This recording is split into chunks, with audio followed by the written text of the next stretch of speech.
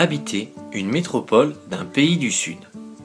Dans la vidéo précédente, nous avons défini la ville et proposé une brève mise au point sur les métropoles des pays riches et développés, les pays du Nord. Concentrons-nous désormais sur les métropoles des pays du Sud.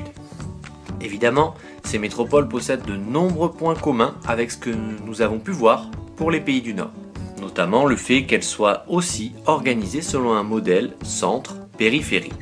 Cependant, nous allons voir qu'elles se distinguent par plusieurs points. Premier élément de différenciation, la vitesse de l'extension de ces villes. Avec un rythme de croissance de 3% par an, les villes du Sud connaissent une véritable explosion urbaine et deviennent peu à peu les plus peuplées et les plus grandes du monde.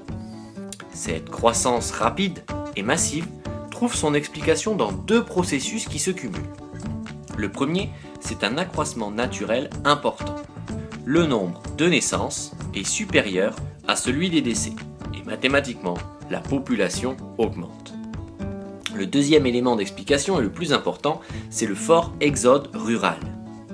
Les habitants des milieux ruraux quittent massivement leur campagne pour la ville qui représente un espoir souvent déçu de trouver un travail, de vivre plus confortablement et d'avoir accès à de nombreux services, en particulier d'éducation et de santé.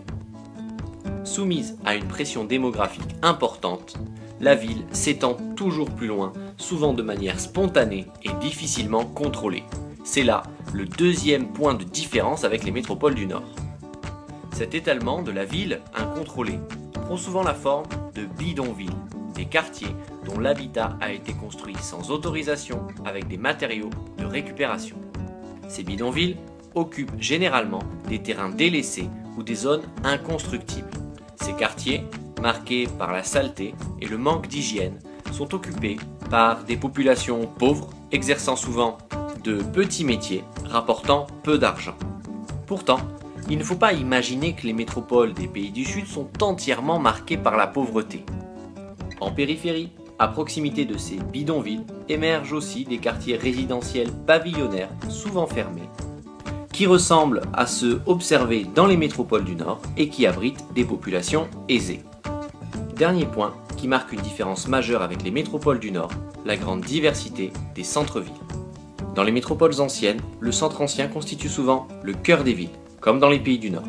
Cependant, non réhabilité, il est encore dégradé et abandonné par les populations aisées qui vivent aujourd'hui dans les quartiers résidentiels de la périphérie. Parfois, ce centre jouxte de nouveaux quartiers d'affaires faits de gratte-ciel, de verre et d'acier, à l'image de ceux que l'on trouve dans les pays du Nord. Enfin, dans les métropoles du monde arabe, la Médina affirme dans le paysage l'identité du mode de vie de la culture musulmane. Ville à la croissance rapide et mal contrôlée, la métropole du Sud fait souvent face à de nombreux défis, parmi lesquels l'approvisionnement en eau pour tous ses habitants, la lutte contre la pollution et les embouteillages, la mise en place d'un réseau de transport en commun performant, l'évacuation et le traitement de quantités croissantes de déchets. Autant de défis difficiles à relever par des autorités qui manquent souvent de moyens.